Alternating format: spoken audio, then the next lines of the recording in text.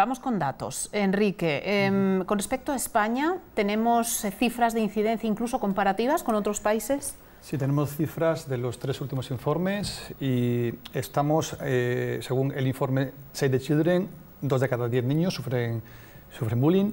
Según el Cisneros es algo más, es 1 de cada 4. El informe de UNICEF está también por ahí, alrededor de 3-4 de cada 10. El país que tiene más bullying del mundo es México, en el que estuve el pasado mes de octubre en el foro FIBI.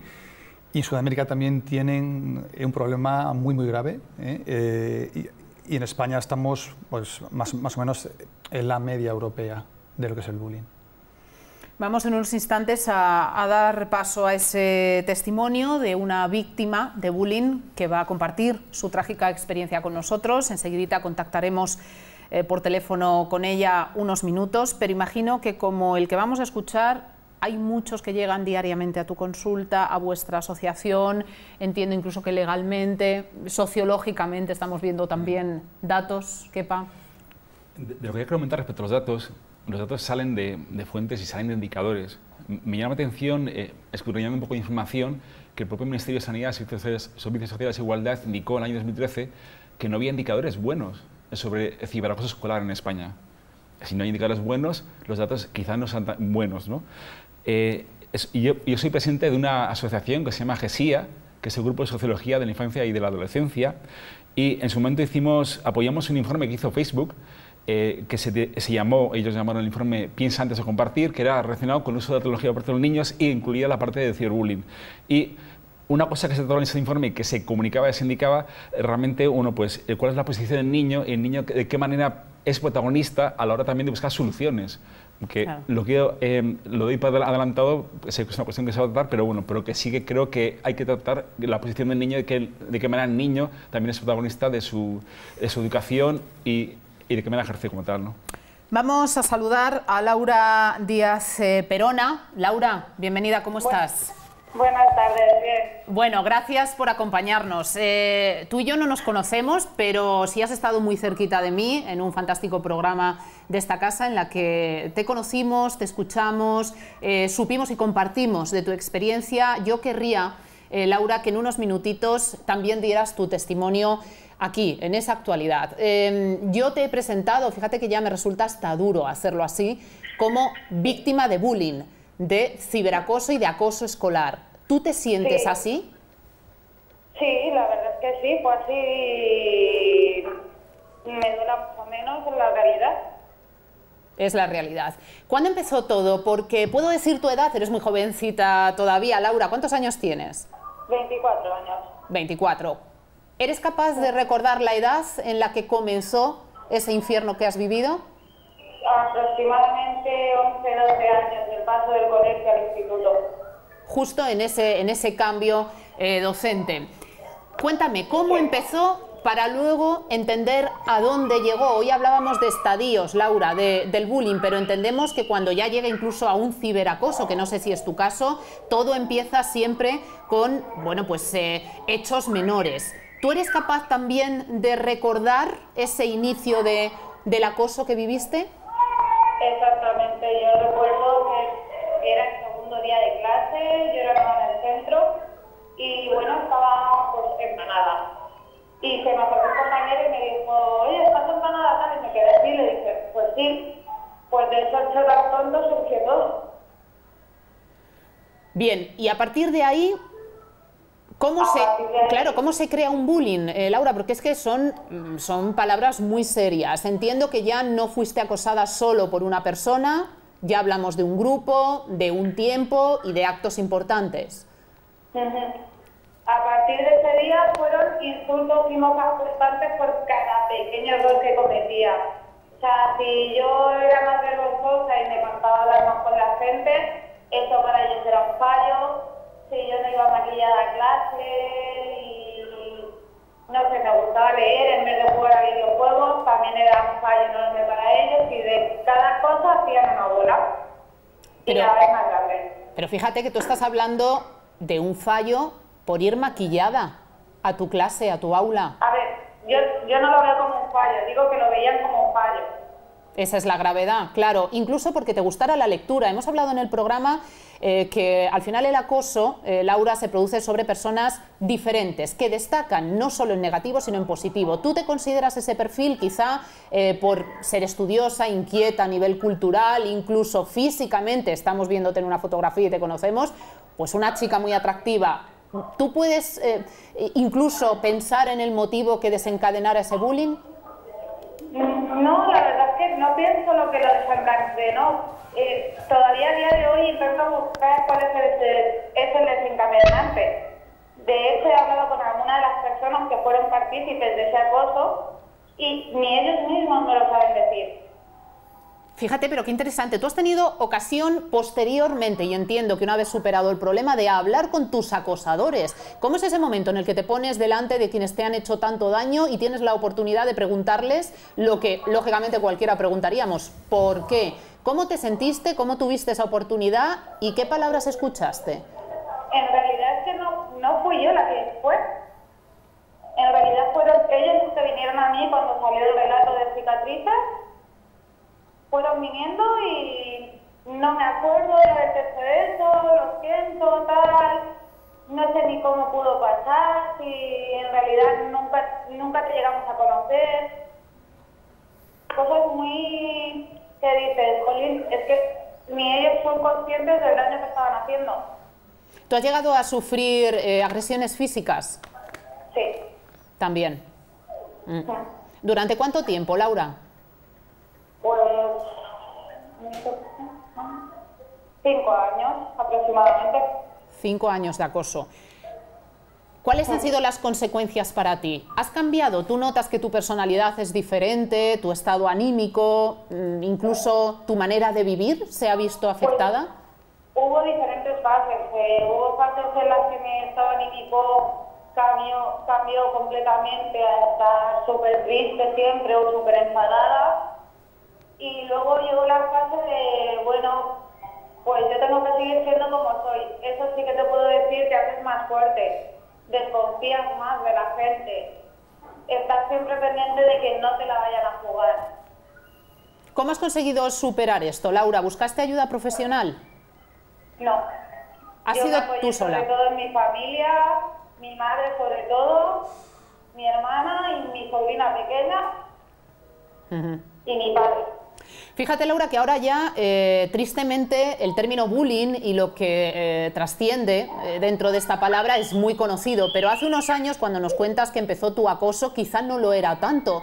¿Tu familia supo entender lo que tú estabas viviendo y hasta incluso la gravedad de esa situación? Sí, al principio les costaba creérselo, es lo típico de, no, que son cosas de niños, no... Sí, seguro que no es tan grave, que lo están magnificando, pero luego con el tiempo se dieron cuenta de que no, de que el problema era mucho más allá. Aparte de que yo también se lo ocultaba bastante. Laura, ¿tu acoso se limitaba a los centros educativos, a esa enseñanza secundaria a la que luego tú accediste, o también sufriste ciberacoso, ciberbullying? Pues por el Messenger, que era aquella época de WhatsApp, también se metían conmigo, estaban al acceso de cualquier cosita que yo ponía en mi Messenger, la utilizaban en contra mía hasta que empecé a bloquearlo. Y luego por el Fotolog, que era como el Facebook de ahora, pues lo mismo.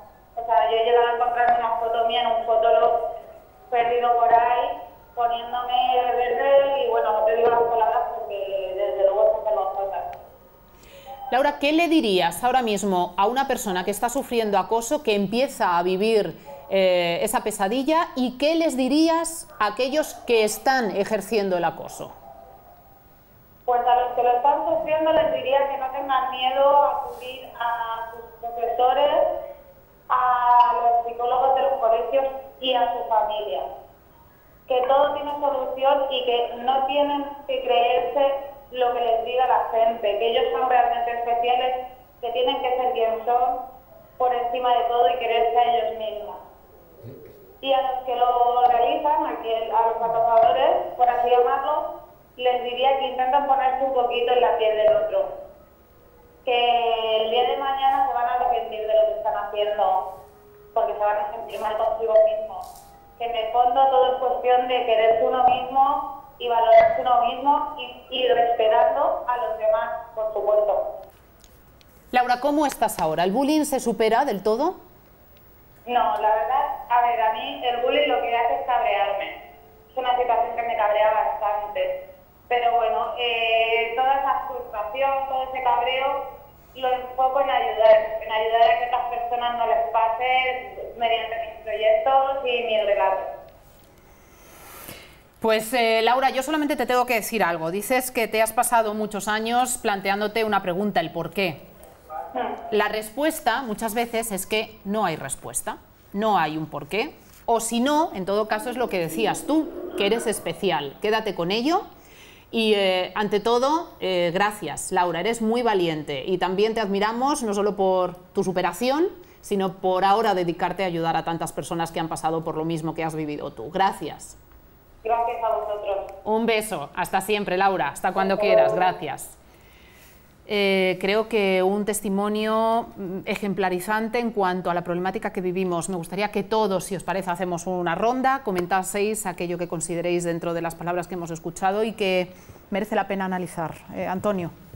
Sí, yo creo que los problemas están ahí, pero los profesionales están al lado de los problemas y circunscrito a lo que es el acoso escolar. Yo creo que el profesional, el maestro, el profesor, el tutor en su aula tiene las habilidades suficientes y las orientaciones justas para detectar cuando estos problemas ocurren y para tratar de solucionarlos en los momentos del inicio, ¿no?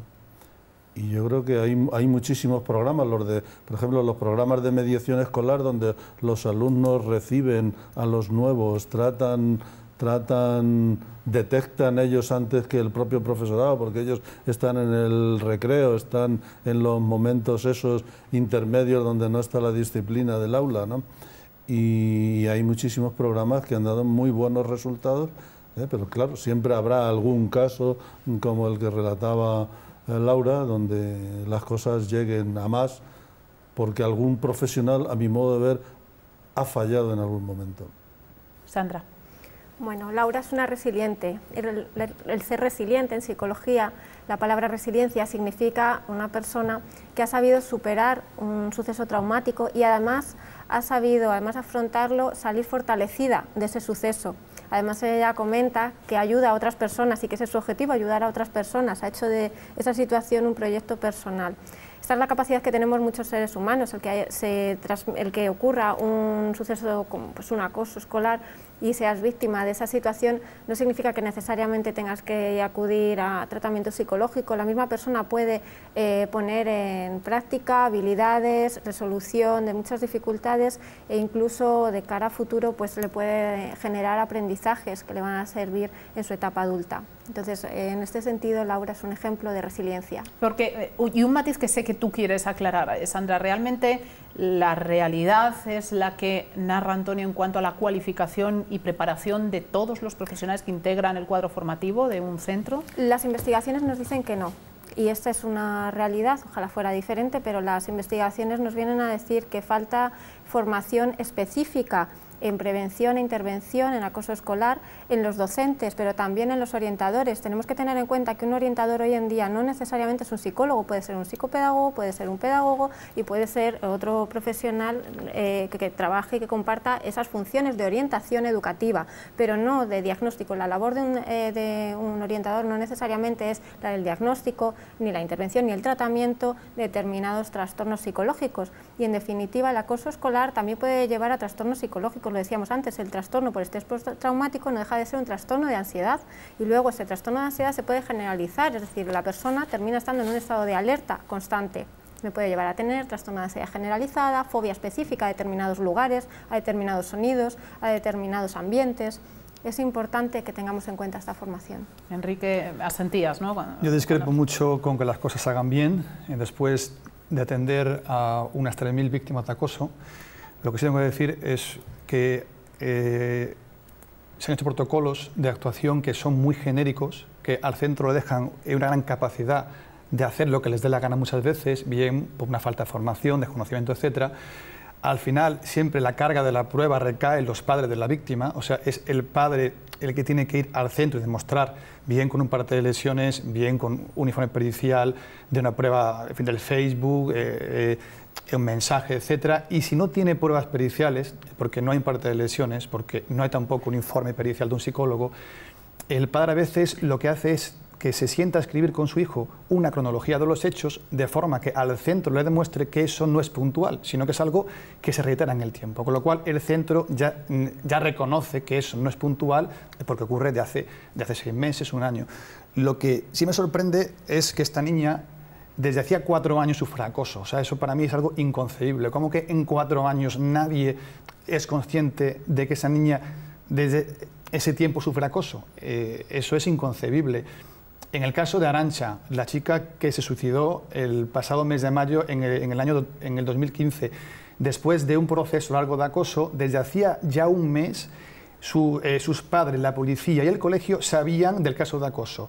Y en un mes nadie la pudo proteger y la niña se suicidó y se lanzó por el hueco de su escalera. Entonces, no funciona. O sea, ni los protocolos funcionan.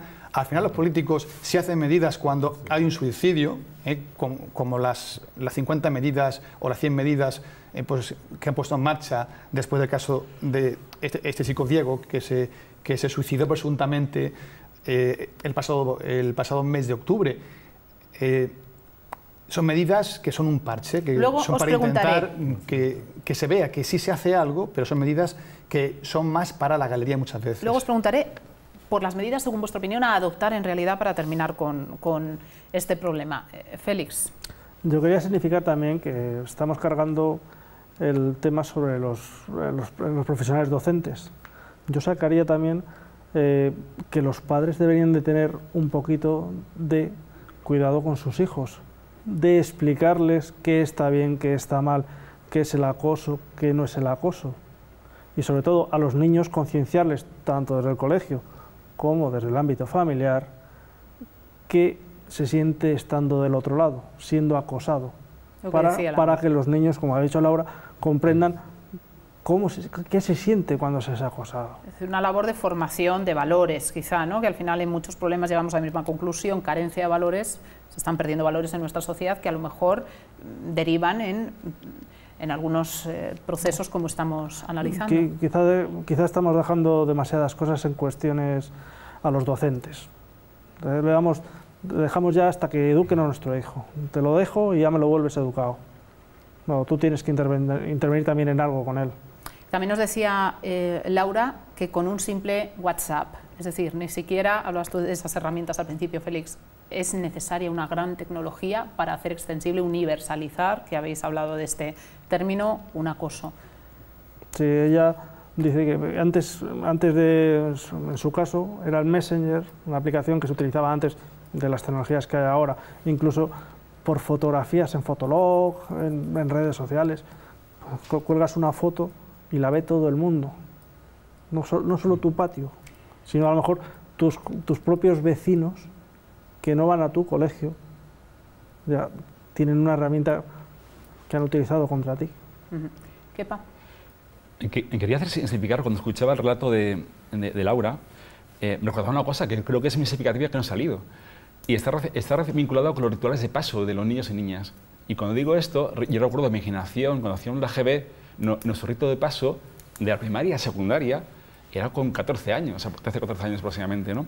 Ahora el paso de primaria a secundaria se hace con 11 o 12 años, pero meter preadolescentes de 11 o 12 años con adolescentes o gente joven ya con 15, 16, 17, eso es muy significativo dentro de un patio de colegio. Creo que eso hay que significarlo, creo que es importante. Leía también una cita de Bauman que comentaba que lo que hay que hacer es generar ciudadanía y ciudadanos, pero realmente en este proceso de educación estamos todos, y sí reitero lo que comenta él. Realmente el colegio no se puede pensar actualmente como un patio cerrado. Es un colegio, parte de la comunidad tiene que estar en el colegio. Yo lo siento y lo veo de esa manera. Y lo otro sería un equívoco, más allá de que de que los padres vayan a un docente para decir cómo tiene que hacer su profesión, eso no. Pero creo que hay muchos agentes sociales que están dentro de la transformación educativa y están dentro del proceso educativo de los niños, y aparte los propios niños son agentes educativos. Félix, ¿qué dice la legislación al respecto del bullying? El bullying, nos atendríamos a la responsabilidad penal. La responsabilidad penal, hasta los 14 el niño o el joven es inimputable. Luego va por tramos, de 14 a 16 tiene una responsabilidad, de 16 a 18 otras, de 18 a 21 ya es adulto. Pero no debíamos de olvidar que la responsabilidad civil siempre corresponde a los padres, en algunos casos compartida con las instituciones docentes, como pueden ser los colegios. Ese también es quizá un problema, ¿no? Que a nivel legal no está o no se puede recoger con responsabilidades plenas este tipo de delitos. Sí, pero un centro sí puede aplicar medidas reeducativas y sancionadoras, de forma que al que acosa, él vea que es un perjuicio para él. Por ejemplo, cuando a un niño se le expulsa del centro 3 días o una semana, para el niño es un premio, porque está en su casa viendo la televisión, e incluso puede seguir acosando con el móvil. Vuelve al centro empoderado diciendo, mira, yo he estado en mi casa durmiendo hasta las 10 de la mañana y ahora vuelvo, aquí he hecho más líder que antes. Si la sanción es una sanción educativa que se lo obliga a que haga limpieza en el patio, a que esté con los niños en guardería, etcétera, que él vea que sí es un esfuerzo para él y su grupo de iguales vea que eso no se permite, eso sí es una sanción que funciona. Pero el centro, ¿qué hace? Bien, porque no tiene la capacidad para hacer otra cosa, dice, pues este niño que nos la lía, en fin, todos los días, un party para casa, pero eso no funciona. Estamos agotando casi el tiempo. ¿Alguna medida más? Vamos a intentar ahora ya construir soluciones que queráis aportar muy brevemente, por favor. Sí, Sandra. Antes comentabas, Alexia, acerca de la educación en valores. Efectivamente, los programas educativos son muy importantes a nivel global como una solución, pero sí es cierto, y antes lo comentábamos, que no solo un programa de convivencia que es necesario, sino programas específicos anti-bullying. Es decir, tenemos que tratar este problema como lo que es, y para que realmente se dé estrategias a los acosadores y también a las víctimas, pero también al resto de alumnos que de alguna manera permiten o visualizan toda esa situación. Y por otro lado, también a nivel grupal, se deberían hacer talleres grupales para dar habilidades sociales, habilidades para resolución de conflictos, y a nivel individual trabajar la empatía, que eso es lo que comentaba Félix de la labor en casa, pero no tenemos que obviar el hecho de que el contexto en el que ocurre es el contexto escolar. Muy brevemente, porque nos tenemos que ir, Enrique, por favor. Que lo imprescindible es un plan integral de actuación. Se habla mucho del plan Kiva de Finlandia. En fin, desde AEP tenemos un plan integral que da formación a los niños, a los padres, a los profesores, para sensibilizarles, para prevenir, para actuar. Si no hay un plan de actuación integral que dé una formación global y que se mida el acoso con una herramienta psicométrica que no sea un sociograma, sino es una herramienta que mida de forma precisa qué acoso hay en cada centro, es muy difícil que eso se pueda gestionar. 10 segundos. Hay que cambiar de paradigma. El paradigma no solo es el paradigma de la protección. Hay que estar en un paradigma de participación de los niños en los centros escolares, que escuchemos activamente y que realmente ellos sean también partícipes a la construcción de sus propios espacios escolares. Que todos nos responsabilicemos, que es un problema de todos, y que todos nos involucremos. Nos tenemos que ir, Sandra, nos tenemos que ir. Prometo no poner un punto y final, sino un punto y seguido. A programas nos sumamos a esa propuesta y a cualquier necesidad que tengáis cada uno de vosotros, en lo que podamos colaborar. Como medio de comunicación, creo que a nivel informativo es lo que decíais, es un primer paso, y esa ha sido nuestra mayor motivación. Ahora ya tienen muchos expertos para ayudarles. Lo emplazamos, chicos, habrá más programas y más ocasión con tiempo. Muchísimas gracias, Kepa, Félix, Enrique, Sandra y Antonio. Nos encontraremos, y espero a ustedes, todas las semanas. Gracias.